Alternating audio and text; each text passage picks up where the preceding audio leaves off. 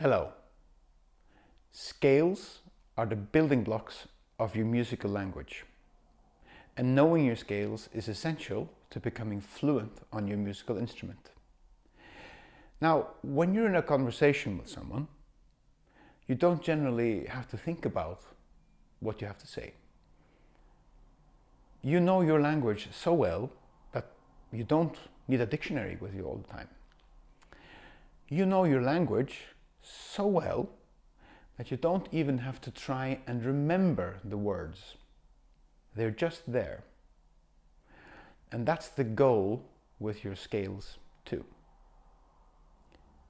Don't read your scales of a piece of sheet music and don't try and memorize them all note by note.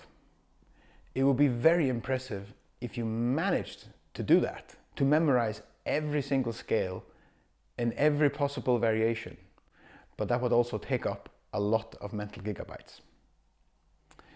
Instead, you need to know the structure of the different scales, and then you need to work towards being able to make them up on the spot, being fluent. Very hard in the beginning, takes a lot of work, but it pays off because with hard work, it will become easier and easier.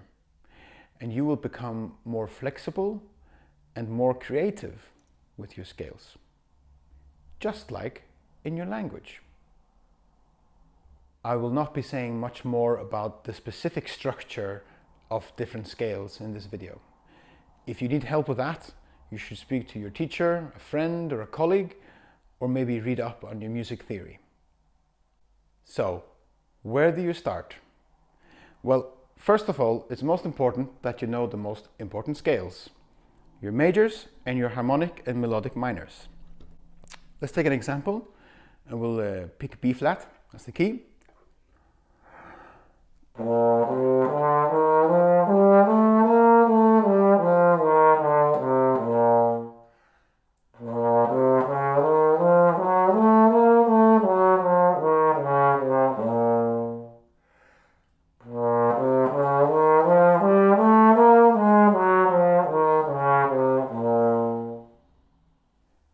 You can already here lay a really solid foundation for the future by not just playing through the scales, but truly appreciating the structure, knowing where the whole tone gaps are and where the half tone gaps are, and also always knowing what step of the scale you are on. 1, 2, 3, 4, 5, 6, 7, 8. You can then move on to arpeggios, and here, knowing the steps of the scale will already help you, because the arpeggios is simply 1, 3, 5, and 8.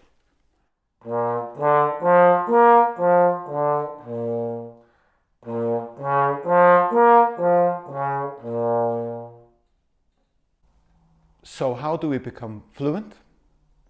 Well, you have to play them often, you have to play them in short bursts, and they will just get stored there, I promise you.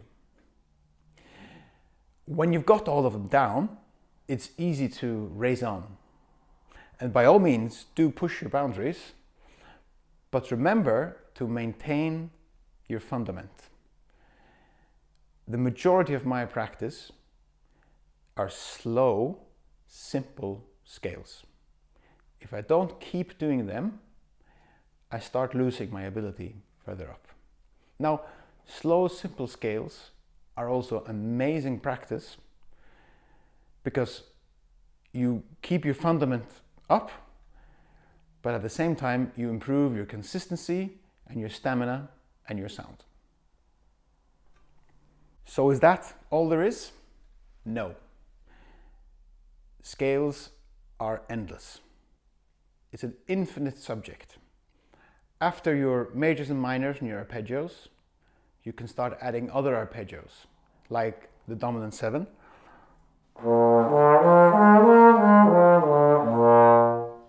your diminished arpeggios,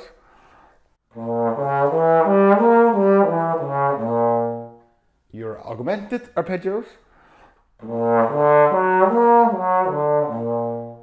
your chromatic scales,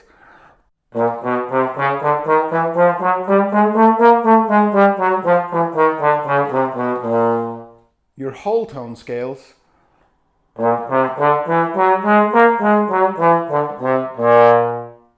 and maybe even the blues scale.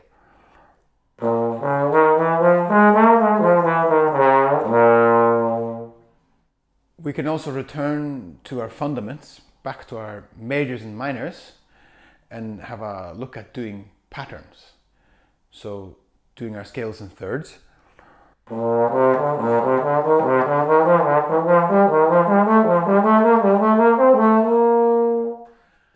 Do them in thirds crabwise.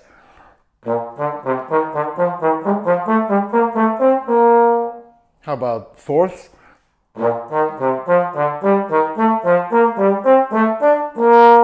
Fifths?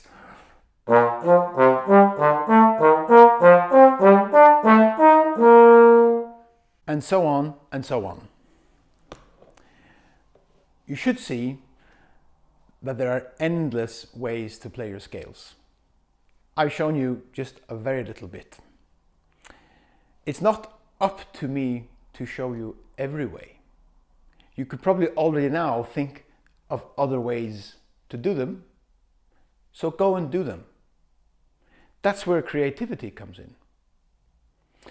You actually have to be creative and flexible to learn your scales. If you're creative and flexible and you keep playing them, you'll be able to do them fluently, and it will improve your technique greatly. Sometimes I come into a practice room and I don't know what to practice. I feel a bit uninspired. What I do then is I always start with my scales. They always lead on to other things. I always figure out new variations and new ways to challenge my own mind. It's my number one way to keep my ability up. Scales can be practiced anywhere. One last tip is that scales can also be practiced without your instrument. I will regularly catch myself walking down the street trying to work out a scale pattern in my head. That's yet another variation on how to do scales. It's all in here. It's all about getting the mind thinking, not turning off and regurgitating from memory, but thinking and creating all the time. So don't be scared of scales. Just attack them head on, concentrate. It's hard in the beginning, but it becomes easier and easier and more fun. It will make you a much better trombonist and a much better musician. Thank you very much.